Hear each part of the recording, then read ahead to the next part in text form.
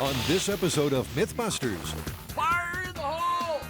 it's wham, bam, thank you, fans. It's another Myths Revisited special, No telling what might happen this time. where you judge how the MythBusters have been conducting themselves. Were Adam and Jamie responsible for a trombone travesty? That's just awesome. Did the exploding hammers myth strike a low blow? Whoa! And we revisit two high-caliber myths, where you say the guys didn't aim up. Oh, Jamie. Now we're talking. Who are the MythBusters? Adam Savage Ow, ow, ow, ow, ow. and Jamie Heineman. It's almost too exciting. Between them, more than 30 years of special effects experience. Cue dramatic music. Joining them, Carrie Byron, That's gonna be so cool! Grant Imahara, Listen to that baby purr! and Tori Belleci. Paramedics are nowhere to be found. They don't just tell the myths, they put them to the test.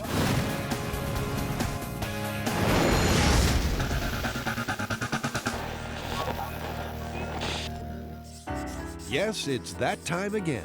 The MythBusters are going to answer their critics the only way they know how, by going back to the drawing board.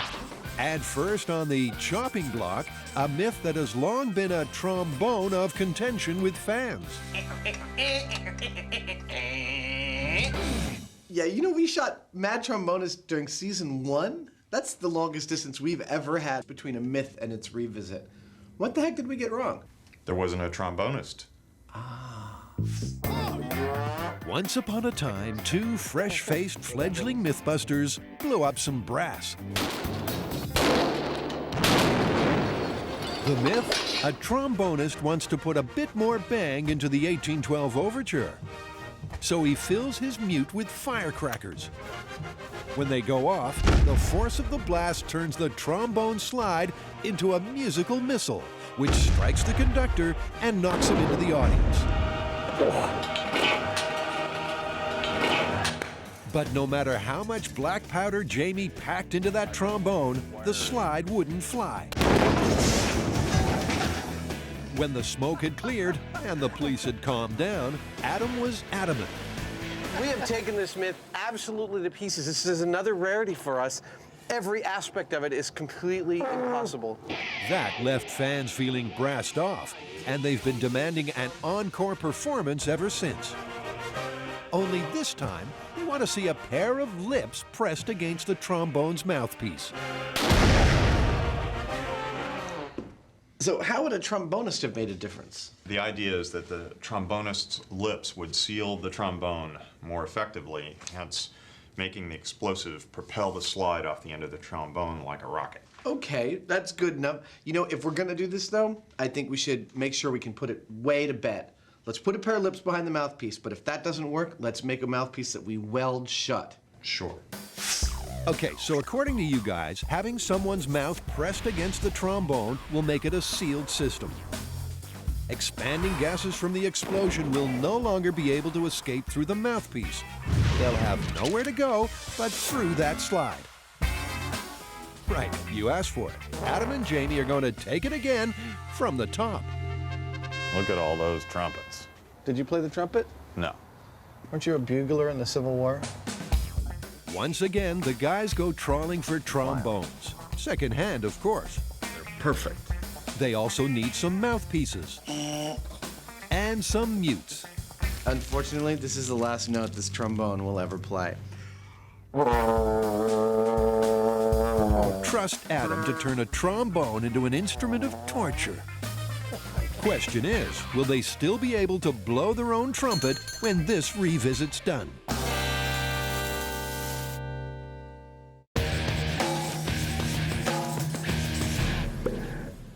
Finger in a barrel. I knew we were gonna have to revisit this one. That's the one where a gun barrel can explode into a banana peel, just like in the cartoons. This one's well worth a revisit, if only so we can catch up with our friends, the Mythtoons. They're a gun barrel of laughs. When our familiar foes come face to face, there's plenty of animated animosity. But instead of saying his prayers, our cheeky red-haired rodent forces his finger into the barrel, and the hunter's best-laid plans backfire big time. The MythBusters tried to get the same result in real life. They took modern rifles and plugged ballistics gel fingers into the barrels. The bullets won, hands down. Look at the very tip I'll of the be barrel. darned. And while they got one or two bulges in their barrels, nothing could trigger that famous cartoon banana peel. I don't want to count our chickens before they hatch, but I think we may end up revisiting this one. Well, Adam, those chickens have now hatched, and they're coming home to roost. Since busting the myth, fans have been firing a volley of suggestions. First, we should try this. It's an older gun with a Damascus barrel. And what is that? Well, up until the 20th century, they were making Damascus barrels, and that's where they would take alternate strips of steel and iron, twist it around a rod, and then weld it together. So it wasn't one piece of metal. Okay, so let's get that straight. A Damascus barrel was made by taking strips of iron and steel and welding them together. According to fans, those weld points weaken the structure, and if the barrel is blocked, they'll give us our cartoon peel back. Oh, it looks like I need to go dig out the hand molds we used last time. And I'll work on a remote trigger because if this does indeed work, it could very well explode.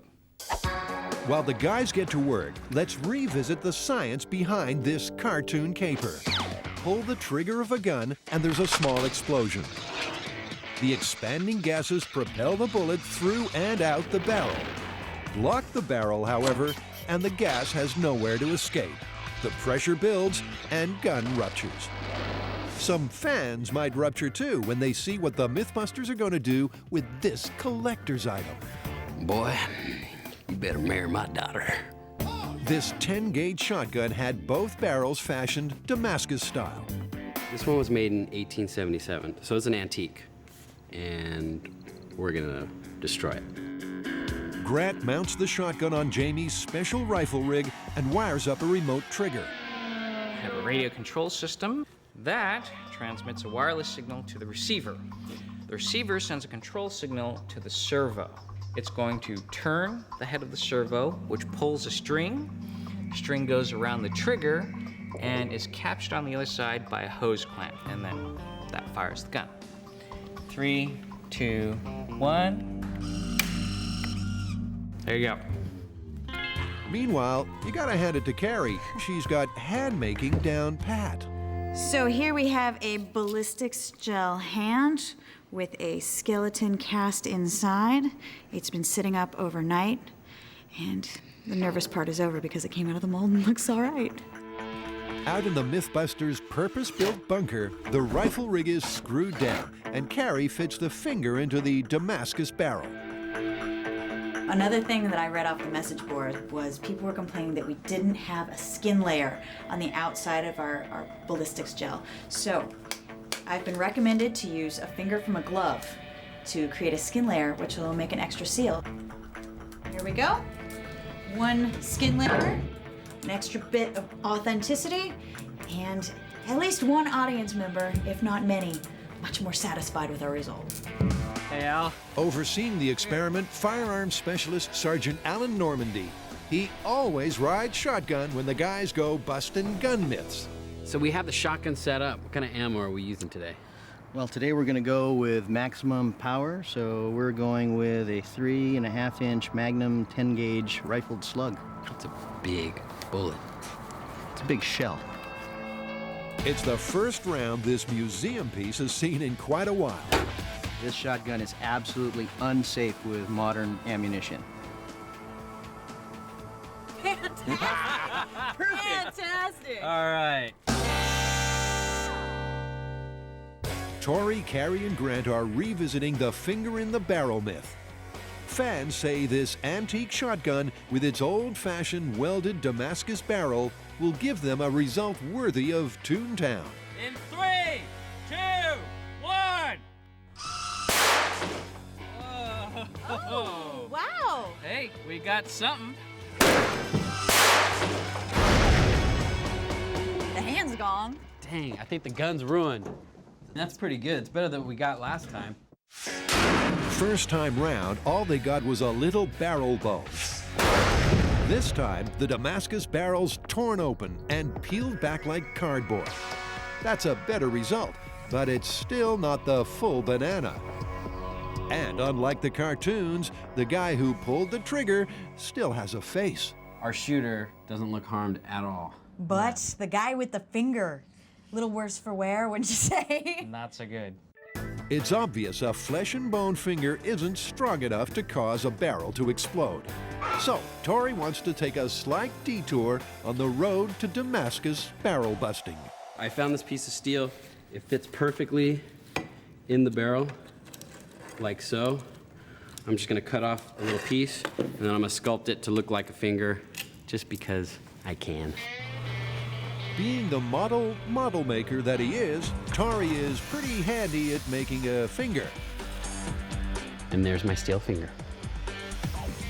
Tori, that needs to go into another orifice. Thank you. I am gonna weld in the steel finger that I made into the good barrel. This way, we're sure that it's not gonna pop out when we take a shot. The barrel is now well and truly blocked. Back in the bunker, the shotgun is remounted. And Carrie loads another shell. Okay, we're hot. We're set for a cartoon catastrophe. Fire in the hole! 3, 2, 1!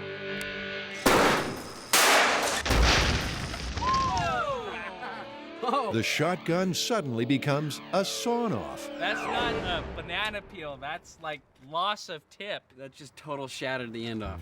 But where's the finger? End is gone. We wrecked the gun. Steel finger, Gone. gone. All right, well, we'll find the finger later. Our hirsute hunter has suffered no ill effects, but the Damascus is done for. So in our second test with the steel plug welded into the Damascus barrel, we didn't get any banana peeling effect. Now this piece may look like it's a banana peel, but it's not actually a part of the barrel. This is just a detailed piece that goes between the two barrels of this double-barreled shotgun. Once again, the finger myth gets the thumbs down.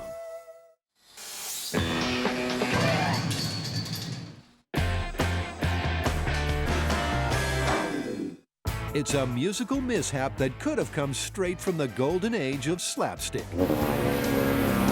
Can a mute full of fireworks turn a trombone slide into a musical missile? For this raucous recital, Adam and Jamie are off to the Alameda County bomb range. Look at this. Isn't this so MythBusters? Jamie's truck flanked by the bomb squad and the paramedics. Just like last time, Buster the conductor will have to face the music. He'll be propped up on a simple metal frame. Should he be buffeted by flying brass, he'll topple backwards. Now he just has to dress for the occasion. Hey, Buster, that suit's a nice, cut. Butt's too big. Last time they tried this, the trombone was on its own. This time, crucially, they've got a bust of Grant puckering up behind the mouthpiece. This is ballistics material. It's got the same consistency as human flesh, human muscle tissue. That's behind this mouthpiece. He is snugged there. That is a committed trombonist behind this mouthpiece. To make sure that the slide can launch smoothly, Jamie takes out his handy tube of lube and goes to work. And we suddenly find out yet another startling fact about his past.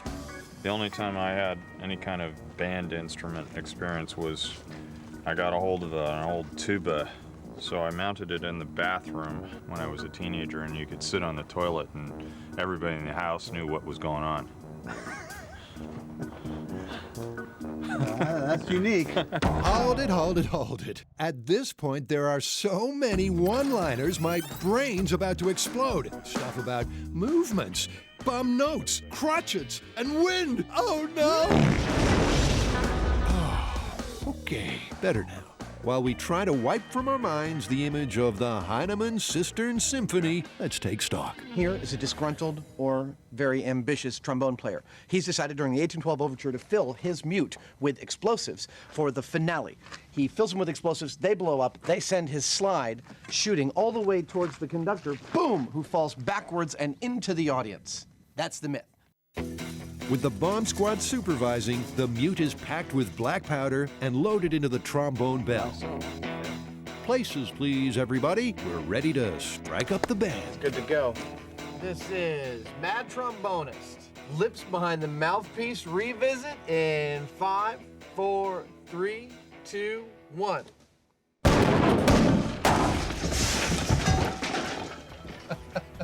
I can see the slide moved a little bit. Just a little. I'm having the most shocking sense of deja vu. The high speed shows the mute flying from the trombone like shiny shrapnel and bouncing off Buster's cranium. But he remains unmoved. And as for the trombone slide, well, it's still firmly attached to the instrument. The trombonist's lips don't seem worse for wear, but I don't think they made much of a difference. In the name of due diligence, and because they love blowing stuff up, the guys reset for a reprise. This time, Jamie doubles the amount of black powder. That's perfect. This mute is going to be anything but. In 5, 4, 3, 2, 1.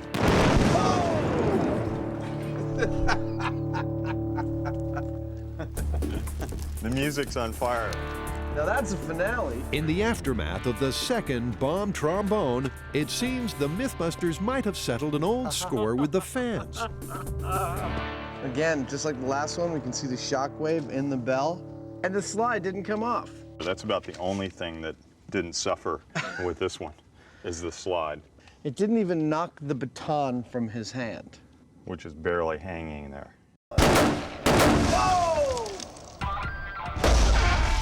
This musical myth is looking more busted than Pete Townshend's guitar. Or is it? I think there's one last thing we could do to put this to bed once and for all, and that would be to take our second backup trombone and solder or weld the mouthpiece so that no air can escape from it. Okay. Not just count on the lips, but make a complete blockage there and see if that works. If you say so. Try and have some enthusiasm, Jamie.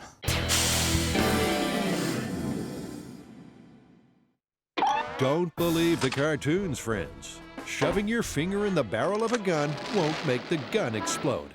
Your hand, however, will. The guy with the finger. A little worse for wear, wouldn't you say? Not so good. But that's not all, folks. Having busted the myth a second time, the MythBusters now want to find out what will make a barrel bend back like a banana peel. That's like loss of tip. And the fans have a surefire suggestion. So next test is somebody was shooting a 30-06 with the bore sighter still in the barrel, and that thing ripped to shreds. I'm extremely familiar with the pictures of that. I have had so many emails sent to my inbox going, look, banana peel. We got the same exact gun that happened with, so we're gonna set that up and try it the same way. I really want to find out if that's real. Do these photos show a real deal peel? Are they smoking gun evidence? The MythBusters have their sights set on finding out. With the bore sighter, you put it in, you turn on the laser, and where the laser goes, that's where the bullet should go. Then you get your scope, and you put your crosshairs on that laser point. Of course, you're supposed to take the bore sighter out of the barrel before pulling the trigger, something our unfortunate marksman apparently forgot to do. Sergeant Normandy's got a theory as to how this scenario might work. Perhaps the little rubber gaskets on the bore sighter create such an adequate seal on what is a fairly small diameter for the bullet that it creates so much pressure in the barrel that it blows it up. Containment, combustion, explosion. Exactly. Okay, then let's see. Okay, we are loaded. They've got a brand new 30-06 hunting rifle with a bore sighter stuck in the barrel. 3, 2, 1. Oh, what the heck?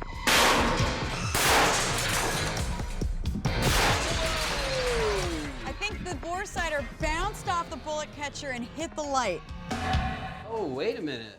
We got a split. Did we? Yeah, it split the barrel. Wow. That's about a 3-inch split. The barrel's separated from the stock. The bore sider's in bits, but still no banana peel. Well, I'm feeling like it is possible. I mean, we have never gotten any kind of damage like this before where it's actually splitting down the length of the barrel.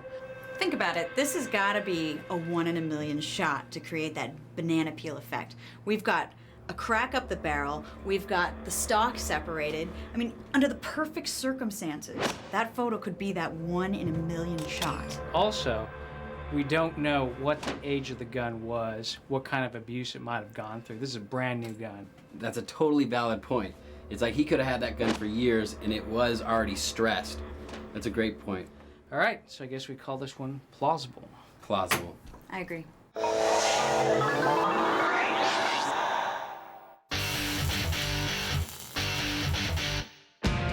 From one firearm myth to another that made fans fume. Sniper scope revisit? Yeah, I am very pleased that we found some things to retest in this one, because personally, I don't really enjoy making snipers angry. Is that why you're wearing this thing? Yes, it is. So, what exactly did we get wrong on the first try? Well, according to some viewers, we used the wrong rifle and/or the wrong scope. Oh, is that all? This myth goes back to Vietnam. The story goes that U.S. Marine sniper Carlos Hathcock took out his VC counterpart with a single shot straight down the scope.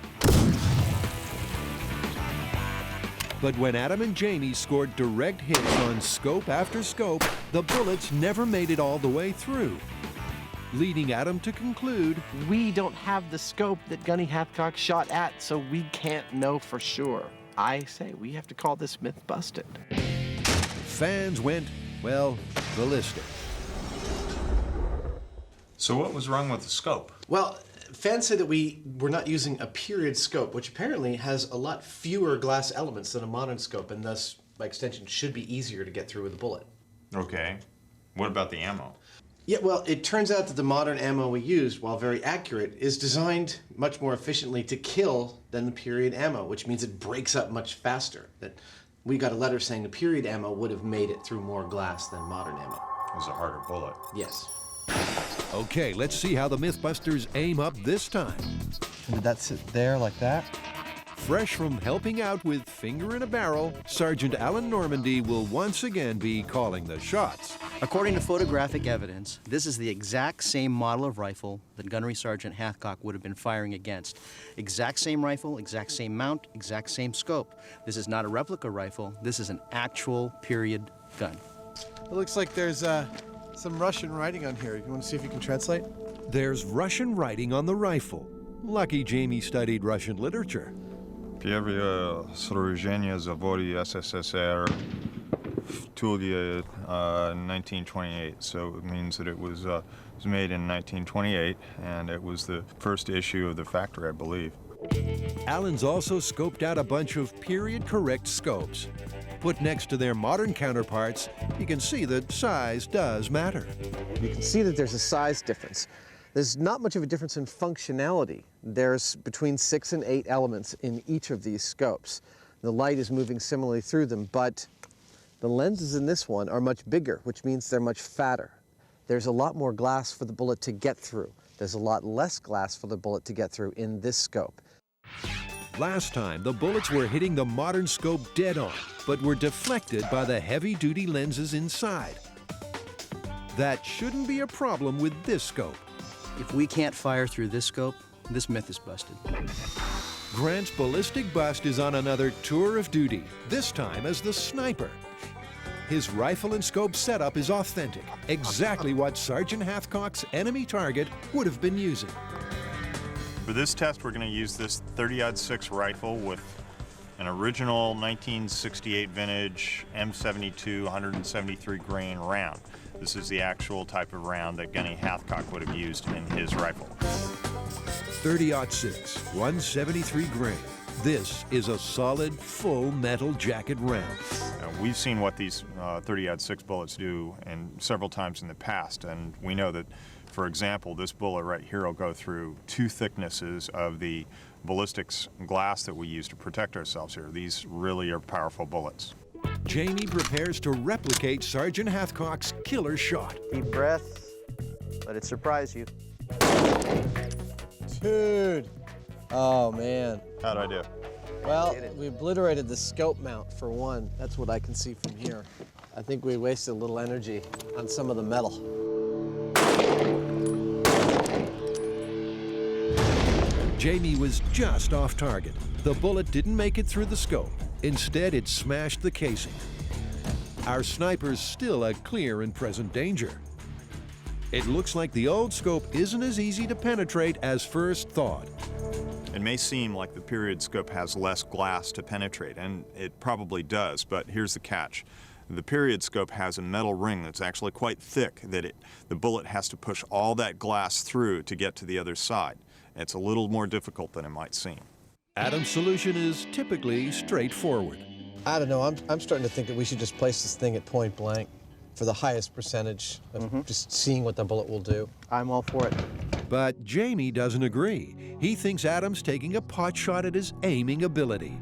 And soon our science-loving snipers are sniping at each other. I was pretty centered. I just need to move it up a little bit. I don't like to change the variables every time we redo a test here. Well, I wasn't trying to change variables, I was trying to eliminate them. Well, by moving the desk closer, we kind of like having... By moving it all the way up to the barrel is kissing the thing, that's just removing the variable of aim. If you want to keep working with the variable of aim, I'm happy to. Okay. Jamie sets for a second shot. Making ready for live fire. He adjusts his aim just a fraction. And another 30-06 round thunders into the sniper's scope. That looked like a good shot. Well, the glass is all obliterated. That's one good sign. Adam admits admiration. Well, that was a good shot, Jamie. That made it all the way through. The question is that our bullet? Sure looks like it to me. Really? Oh, yeah, there's the copper. It melted some of the glass with some of the heat exchange. Wow. So that's definitely copper. The bullet blasted straight through the scope, but somehow stopped before Sniper Grant's beady eye. The bullet made it all the way through and obliterated the glass, but it still was just sitting right there. Yep. Our little guy here is not happy at all, but he's not dead. The period scope plus the period rifle and the period ammo all made significant differences, but I still want to call this one busted. What do you think, Al? I'm not ready to call it over just yet. I got one little trick up my sleeve. USGI 30-06 armor-piercing ammunition. Let's do it.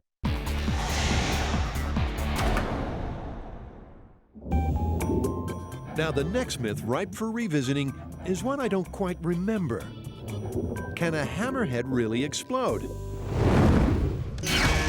Oh, that type of hammerhead. Got it, sorry.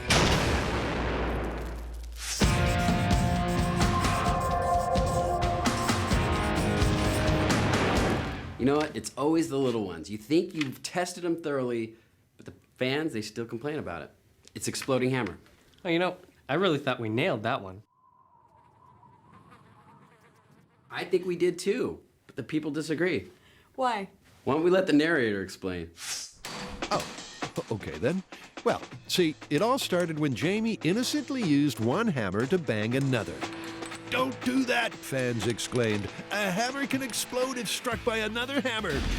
Well, of course, that sparked a frenzy of flailing tools as the MythBusters tried to blow a hammer sky high without success.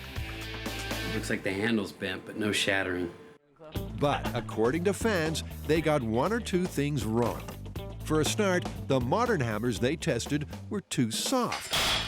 And when they fired up the homemade forge to try and harden a hammer, they didn't get the temperature right. Nag, nag, nag. And to top it all off, the anvil they used wasn't a real anvil. What? It was what blacksmiths call an asso, or anvil-shaped object.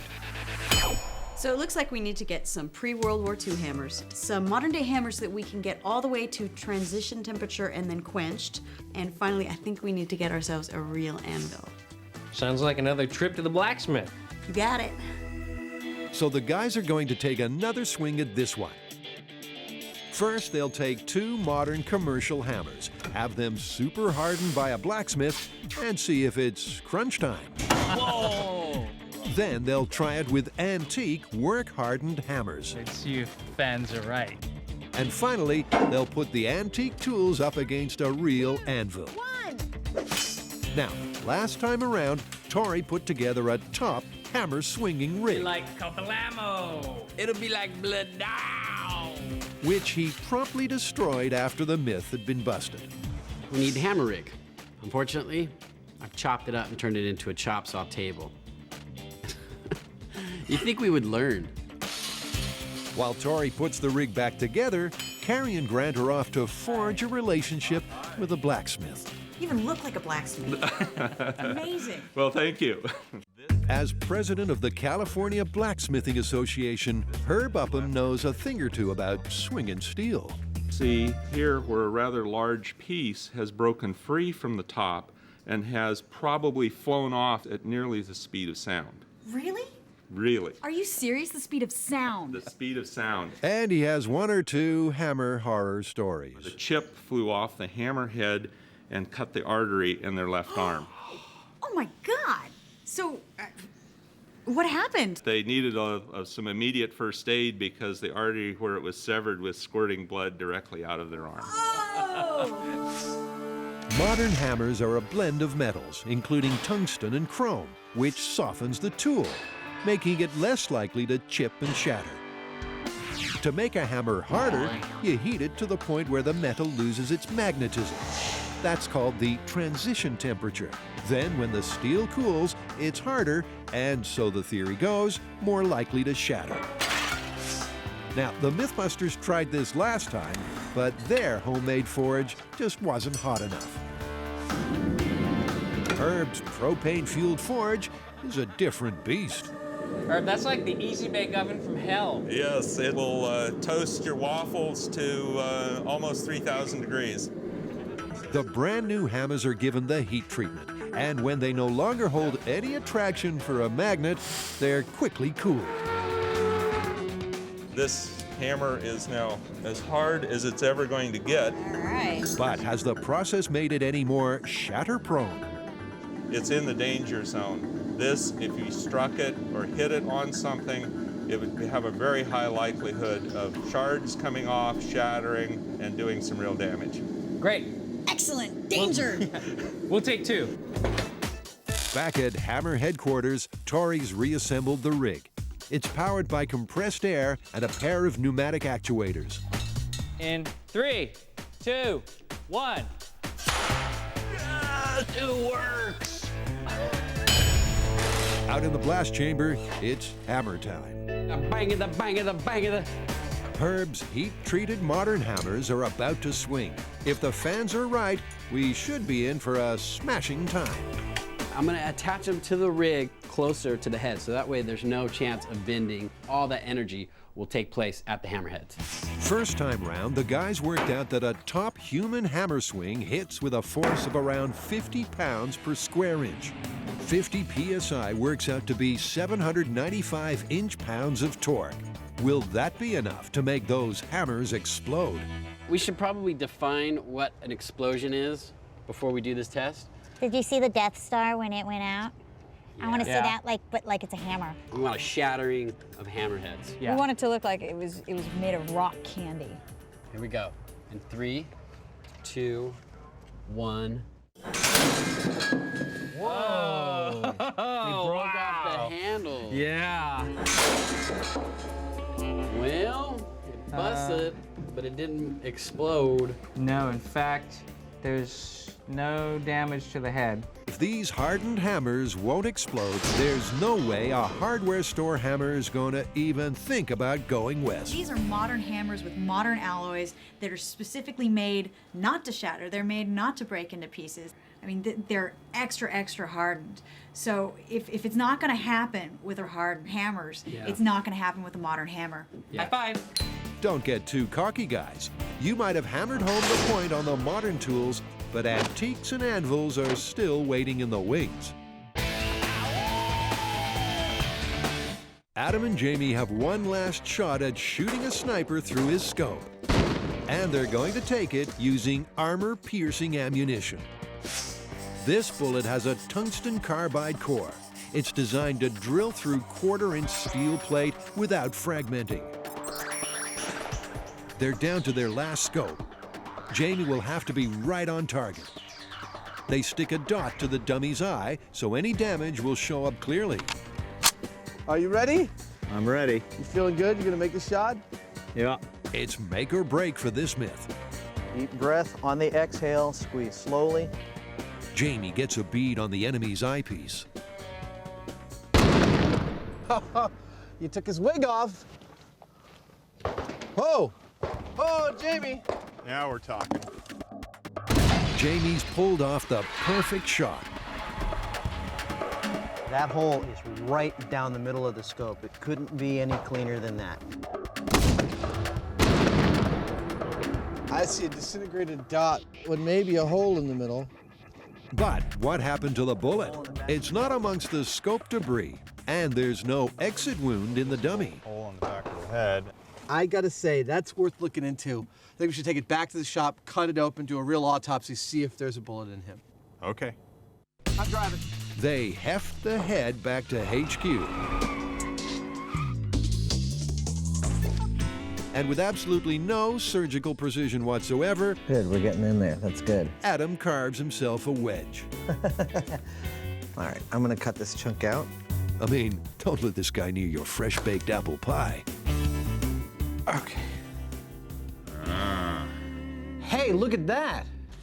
That looks like debris a good 2 inches into the sniper's eye. Sure enough, like an insect trapped in amber, the bullet is buried in the gel.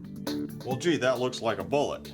And that means the fans have scored a direct hit. Well, that's definitive. This bullet made it all the way through one of these scopes and in far enough to be a kill. That's a plausible myth. Yep, he's dead. Fans were right. I'm really glad that we no longer have to worry about a 3,000-yard restraining order against angry sniper fans.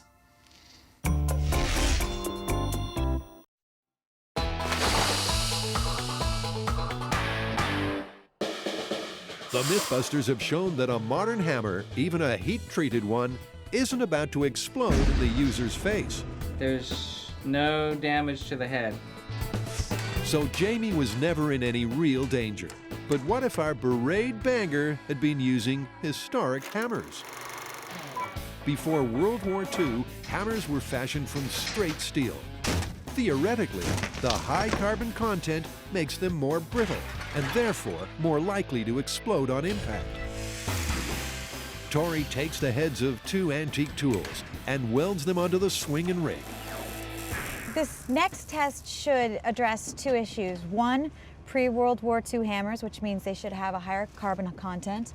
And secondly, they are seriously work-hardened. Blacksmith work-hardened, not just our shop work-hardened.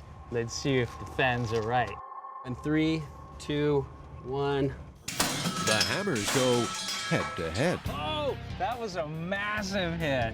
But apparently, even old hammers die hard. Obviously, neither of these exploded. No.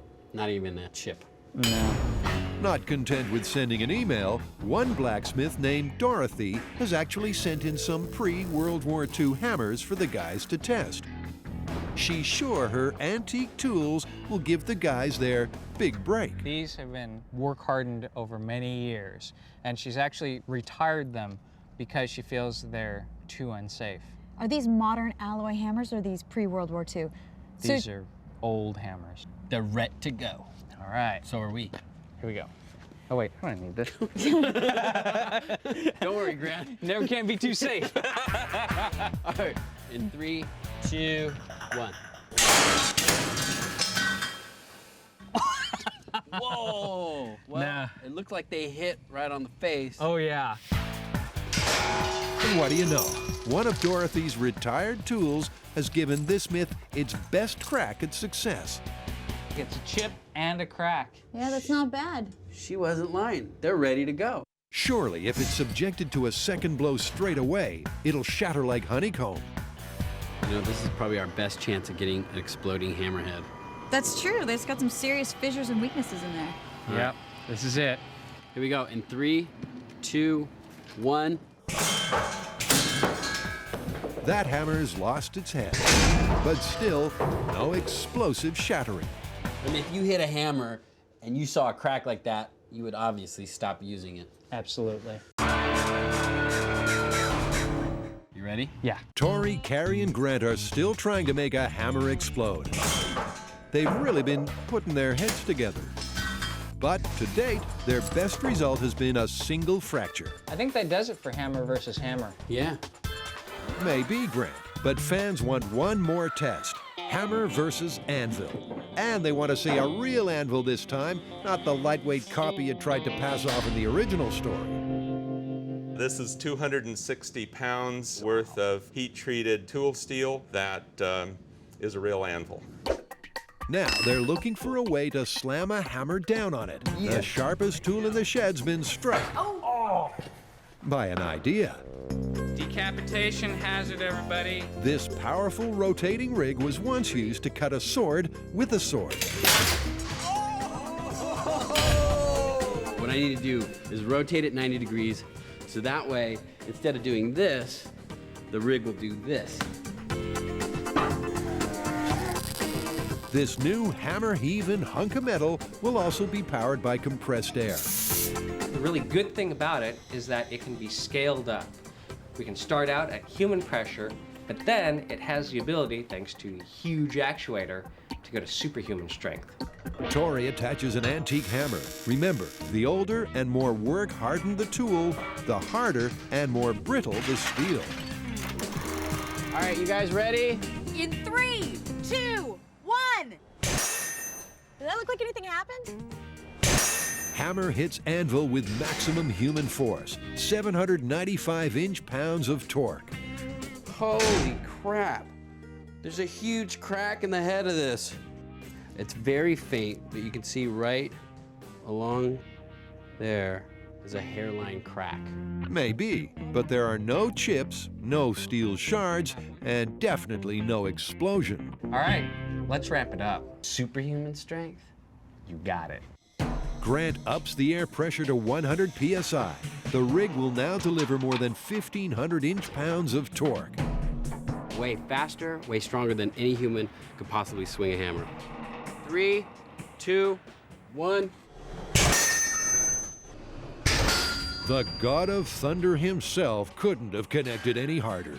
Well, the head didn't explode. Yep, that was a massive hit. I thought that was going to be it. I mean, we took every single factor into account. Work hardened, pre-World War II, real anvil, Nice. superhuman strength. Do you want to stop talking for a sec? Look at that. It opened the crack up bigger. That is no chip even. That's not an explosive shattering. I would have thought this would have done it.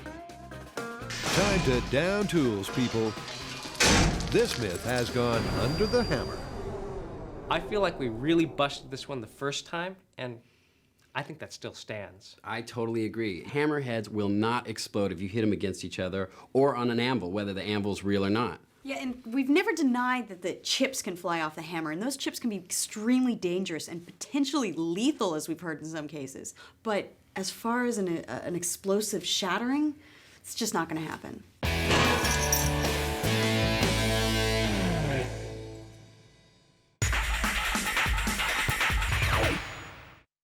Adam and Jamie have blown the whistle on the mad trombonist myth. Now they're orchestrating what they hope will be a fitting finale. One last thing we could do to put this to bed once and for all, and that would be to take our second backup trombone and solder or weld the mouthpiece so that no air can escape from it. Our mustachioed maestro takes their one remaining mouthpiece and with all the delicate skill of a good drummer, bashes a bolt of metal into it. What I've done is plug this up physically, and we're going to actually solder it into the end of the trombone, so there's no other way for the gas to escape other than through the slide. Then Adam takes over with solder and flame. I put a bolt in there and it's solid solder. And it's soldered right into the body of the trombone. This mouthpiece and this trombone never shall be rent asunder again. The trombone is now sealed shut. Will that be enough to give the fans the result they're looking for? Good to go. Adam's mug is looking smug. I do think it is part of due diligence to put this thing to bed, but I don't think it's going to do anything. It's not going to send this slide out towards Buster. Just no way. Bold as brass, isn't he? All right, let's see what happens. This is Mad Trombonist. Final test, final revisit, welded shut mouthpiece in 5, 4, 3, 2, 1.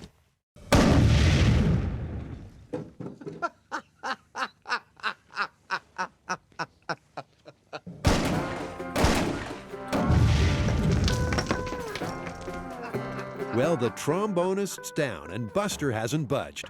But hang on a cotton-picking minute. The slide came off our trombone. Where'd it go? Jamie, it's up there, dude. That's right, a full 70 feet away on the side of a hill. Only on MythBusters. Well, there's a lot of people cheering at their television sets right about now. I was all arrogant and saying, no, it's not gonna work. This is just stupid. I can't believe we're doing this. That's right, he did say that. It's not going to send this slide out towards Buster. Just no way. The slide took off like a Stinger missile, somehow missing our conductor altogether, but probably knocking out the doorman. Well, that's it. It definitely did leave during the explosion. Go right past Buster.